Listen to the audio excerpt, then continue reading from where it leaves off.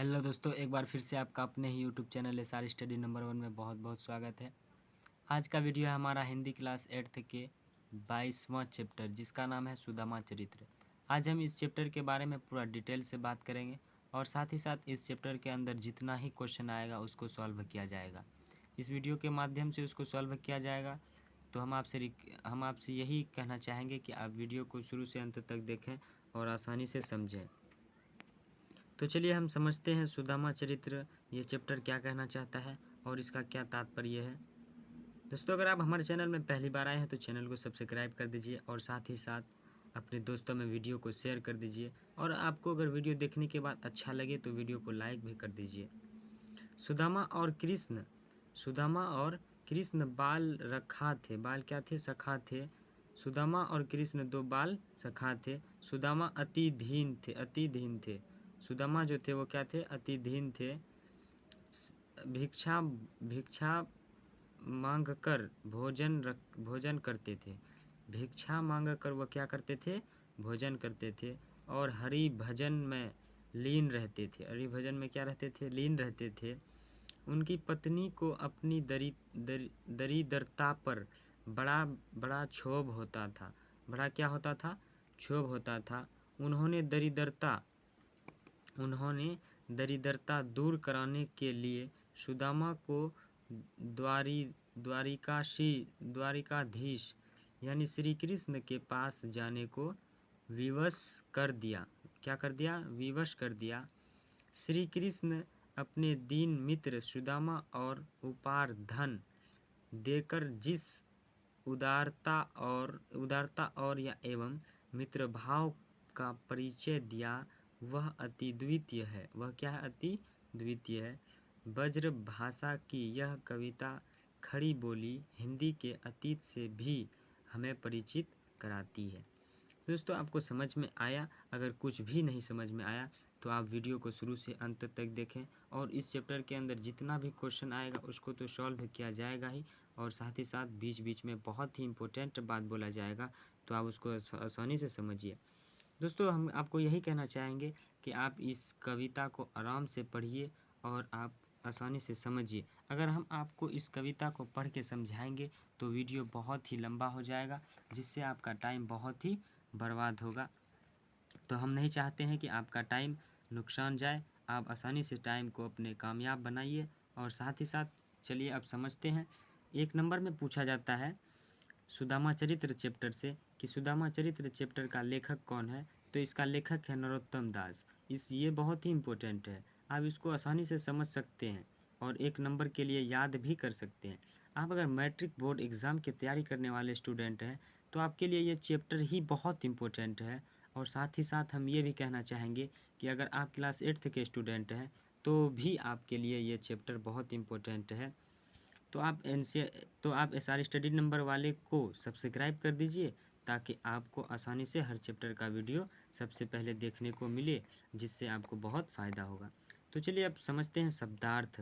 शब्दार्थ हम इसलिए समझाते हैं हर चैप्टर का क्योंकि आप जो कहानी पढ़े, हम तो आपको कहानी नहीं पढ़ के समझाए हैं, लेकिन इतना तो कर सकते हैं ना कि आपको जो समझ में नहीं आया कहानी पढ़ने में उसको तो समझा सकते हैं ना। तो चलिए वही समझाने जा रहे हैं। पगा मतलब होता है पगड़ी। झगा मतलब होता है ढीला कुर्ता। झगा मतलब क्या होता है? ढीला कुर्ता होता है। आही मतलब होता है। उपानह मतलब होता है जूता। और साने मतलब होता है मिश्रित करना, मतलब मिला जुला करना। बिहाल मतलब होता है बेहाल। जोए मतलब होता है जिसे। जाल मतलब होता है समूह। कंटक मतलब होता है बाधा कांटा। कंटक मतलब क्या होता है? बाधा कांटा होता है। और जू मतलब होता है जो। दाख मतलब होता है अंगूर।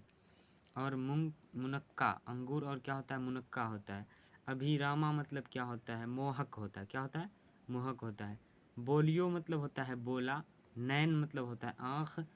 विपदा मतलब होता है दुख। विपदा मतलब क्या होता है? दुख होता है, मुसीबत होता है। तो आप इसको आसानी से समझ लिए और आपको जो लेके जा रहे हैं सवाल जवाब पर वो बहुत इम्पोर्टेंट है। तो आप अपना कॉपी निकालिए और अपना कॉपी पर नोट्स बनाना स्टार्ट कीजिए अभी से। दोस्तों, हम आपको बता दें कि ये सब जो सवाल देख रहे हैं ये सब सवाल को हम अपने कॉपी पर लिख चुके हैं। आप आप आसानी से समझिए। ये एनसीईआरटी का सवाल को पूरा सॉल्व किया गया है, चाहे वो पाठ से हो या पाठ से आगे, व्याकरण सबको सॉल्व किया गया है, जितना ही इम्पोर्टेंट है सबको सॉल्व किया गया है। तो चलिए हम आपको कॉपी पे लेके जाते हैं और आसानी से सवाल जवाब को समझाते हैं, जो कि बहुत इम्पोर्टेंट होता है हर चैप्टर का।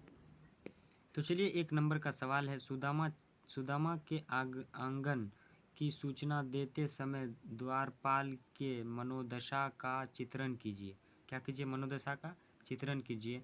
तो इसका आंसर को समझा रहे हैं, आसानी से समझिए आप। द्वारपाल श्री कृष्ण से निवेदन करता है, प्रभु द्वार पर दुबली पतली काया लिए एक ब्राह्मण खड़े है। एक ब्राह्मण क्या है? खड़े है।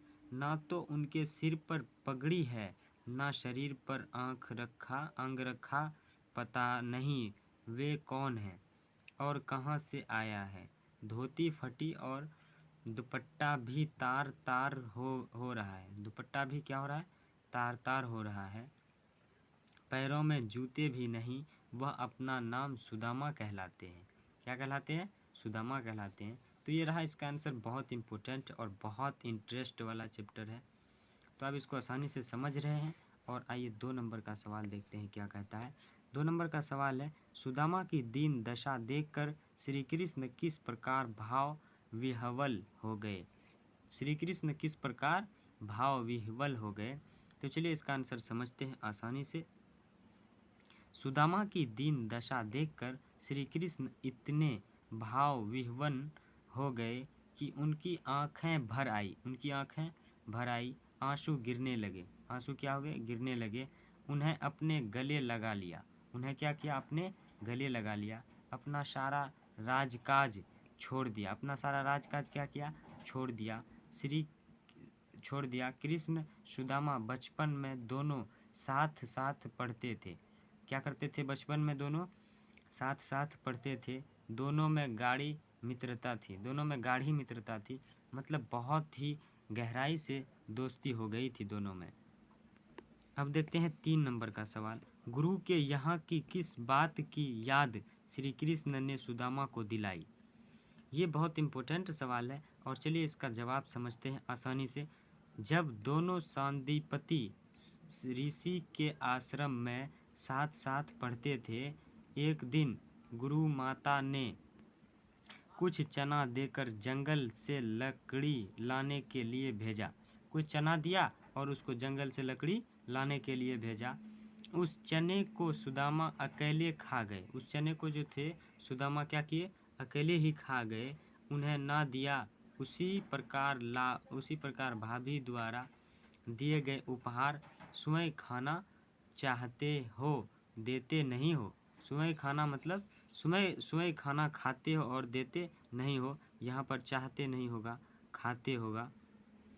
ठीक है, तो आप आसानी से इसका नोट्स बना लीजिए और हम उम्मीद करते हैं कि आपको वीडियो बहुत ही अच्छा लगा होगा दोस्तों।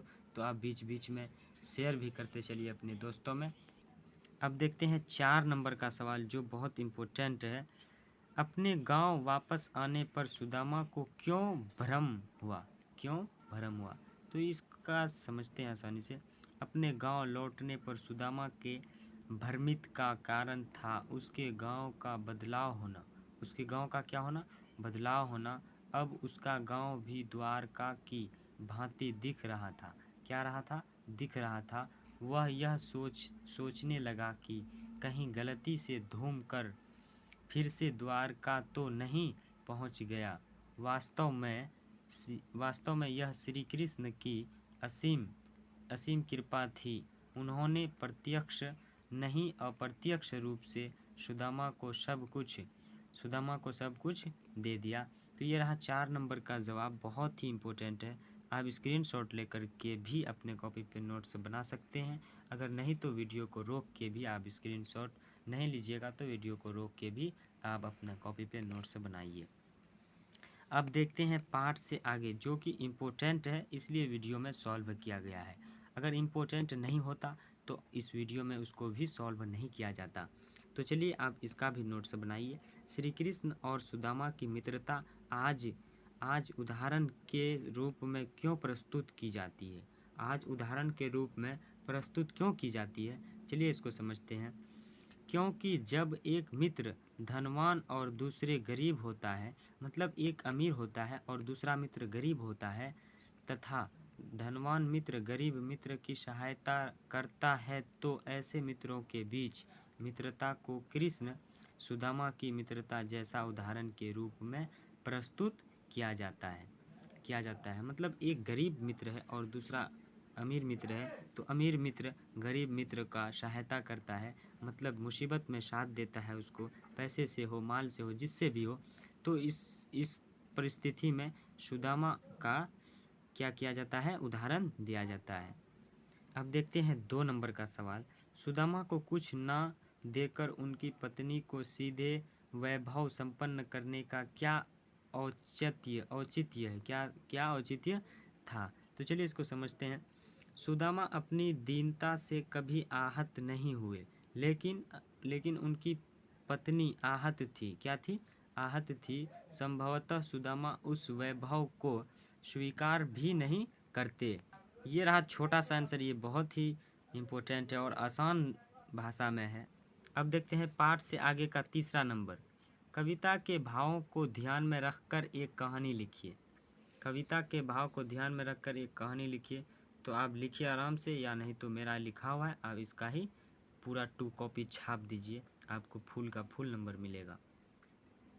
जब सुदामा द्वारिका से वापस अपने गांव आते हैं, तो अपनी झोपड़ी की जगह द्वारिका जैसा ही महल देखकर भ्रमित हो गए। क्या हो गए? भ्रमित हो गए। संभवतः सुदामा उस वैभव को स्वीकार भी नहीं करते। अतः श्री कृष्ण ने सुदामा को वैभव न प्रदान कर उनकी पत्नी को ही वैभव संपन्न कर दिया। उनकी पत्नी को ही क्या किया? वैभव संपन्न कर दिया। कविता को ध्यान में रखते हुए इस कहानी को लिखा गया है। कविता को ध्यान में रखते हुए इस कहानी को लिखा गया है, ये आप समझ सकते हैं। और क्वेश्चन में ही कह दिया था कि कविता को ध्यान में रखते हुए कहानी को लिखिए। तो आप इसका स्क्रीनशॉट लेके अपने कॉपी पे नोट्स बना लीजिए।